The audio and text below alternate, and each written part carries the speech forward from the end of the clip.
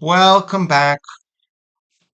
Earlier, the Empire State Manufacturing Index was released. The Empire State Manufacturing Index rates the relative level of general business conditions in New York State. Readings above zero indicate improving conditions, below zero indicate worsening conditions. This month, the index declined 20.1 points in August to a negative 19. It's the first negative reading since May. Also, Fed meeting minutes were released today. That in just a moment. Here we see the red line represents the S&P 500. The yellow background chart shows us the Empire State Manufacturing Index. Again, falling into negative territory the first time in several months. And we can see there's a pretty strong correlation, at least up until recently, where the red line moves higher. That's the stock market, the S&P 500, and the yellow area chart, that is the Empire State Manufacturing Index. When one goes down, the other goes as well.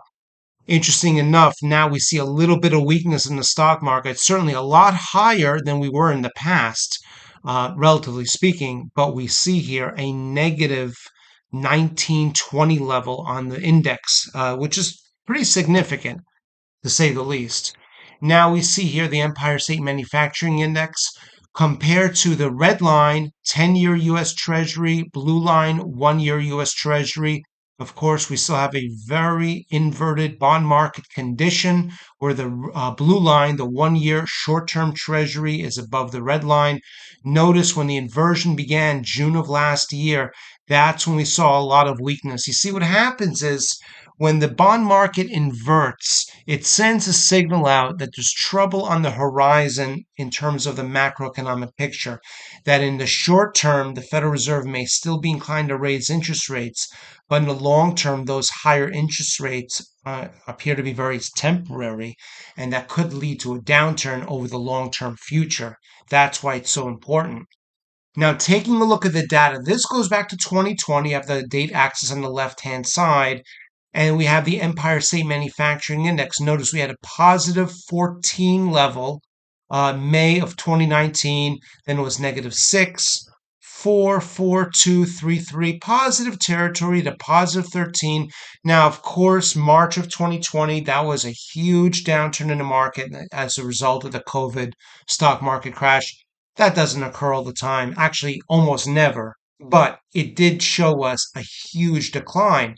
We since recovered, but that's how fast the index turns. But notice before that, we had steady positive numbers on the Empire Manufacturing Index. Again, if the number's positive, it indicates better conditions in the manufacturing industry in the state of New York. Well, now this is present date. Take a look where we are. Currently, negative 19. Before that, we had a 1, 7, then minus 32, 11, minus 25. So even forget about today's report, or actually yesterday's report. We see a steady pattern of negative numbers, and the negative numbers are quite severe, going all the way back to April of 22. That's when we saw that positive 25. Again, June of 2022 last year, it had that negative 1. That was the beginning of the inverted bond markets. Now, taking a look at this from a graphical point of view, on the left-hand side, we see what the Empire State Manufacturing Index looked like 2006 through 11. And we see here positive territory all through 2007, and then we go negative. Hit a negative 15, negative 1, and then all the way down to a negative 34. That was at the bottom of the 2008 financial recession. Well, compare and contrast that to today. We had a negative 1, 2021, flirting with negative and the positive territory, but now we see a consistent pattern below zero, minus 31, 33, 25, 32, now in 19. So while the financial recession of 2008 showed us a very deep turn to the downside, actually not that different. We're at a negative 34 in 2008-9. We're negative 32 just a couple months ago, now negative 19. So we're flirting with the same kind of numbers that we saw 2007, 2008. Also, earlier today, the Federal Reserve officials expressed concern about the pace of inflation, indicating more rate hikes could be necessary in the future unless conditions change. You see, the Federal Reserve announced their interest rate decision a couple weeks ago, and now they released their minutes. The minutes give us a lot more insight into what they're thinking. They said, in part, quote, with inflation still well above the committee's longer run goal and the labor market remaining tight, most participants continue to see significant upside risks to inflation, which could require further tightening of monetary policy. That's in part what they said. I don't necessarily agree when they said the labor market remaining tight. We spoke about this. And non-farm payrolls, it's kind of a soft number, the last reports. Nevertheless, they see the possibility of future interest rate hikes. Now, let's go back to May for a second. We see there the green line shows us, and if you remember, interest rates at the time were the 500 to 525 range.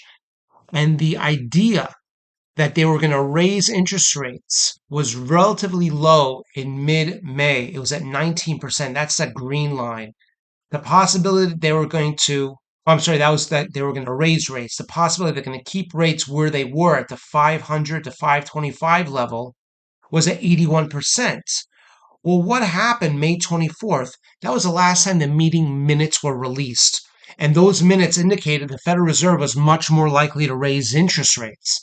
The Federal Reserve, the probability, these are the Fed funds futures. The probability the Federal Reserve was going to raise interest rates went from 19% up to 45 and eventually 52% in a relatively short period of time. During the same period of time, the chances that the Federal Reserve would keep rates unchanged at 81% fell very quickly down to 21%. This crossover occurred when the meeting minutes were released last time. Well, in May. This is where we are now. The red line shows us the probability the Federal Reserve will keep rates unchanged in the next meeting in September at 525 to 550. The blue line shows us the probability the Federal Reserve will raise interest rates to 550, 575. Now, at the bottom, we can see here a number of different economic events: construction spending, non-farm payroll. Notice non-farm payroll, the chance of interest rate hike dropped from 18 down to 13% because the jobs number was weak. Wholesale inventories, consumer price index, producer price index. Well, today, Federal Reserve meeting minutes were released. The chances the Federal Reserve was going to raise interest rates went from 10 to now 13.5%.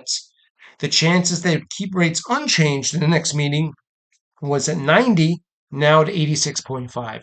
It's not a huge shift, but it is a shift in the sentiment.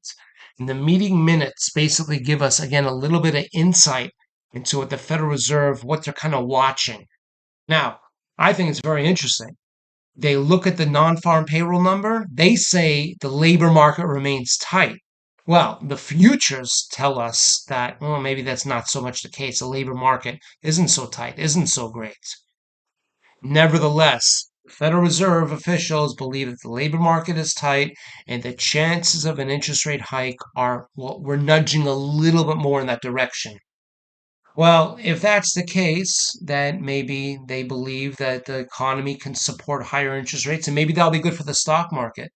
It was last time, at least. That's how the stock market behaved. When the anticipation of an interest rate hike emerged, that's when we saw a huge rally. Well, recently we've seen a downturn in the stock market. I don't think that translated off today at all, but it'll be interesting to see if the stock market behaves in a similar fashion in the weeks to come. But that's where we stand right now, and we certainly have a lot more in the economic calendar moving forward. And we'll be sure to update you with any significant changes along the way. We hope it's been helpful. We look forward to seeing you back soon.